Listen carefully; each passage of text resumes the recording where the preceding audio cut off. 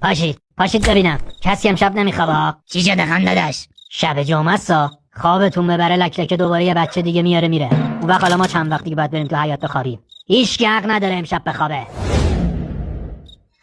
بخوابید بچه. خوابیدید؟ نخوابیدید؟ بخوابید.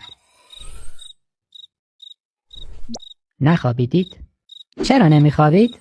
آقا جون یادته هر وقت یکیشون به دنیا میومد میگفتی شب که خواب بودید لک نینی رو ورد؟ خب که چی؟ واسه اون بیدار موندن که اگه لک خواست پاشو یه بار دیگه اینجا بذاره از نزدیک زیارتش کنن. موندن کدوم پوفیوزی آدرس اینجا رو به اون لک قرمساق داده ول نمیکنه اینجا رو. بابا ما دیگه جا نداریم. دو تامون شب سر پا میخوابن با میخ زدن به دیوار نخورن زمین. اون بدبختم که رفته رو تاقچه. یعنی دیگه واقعا جا نداریم.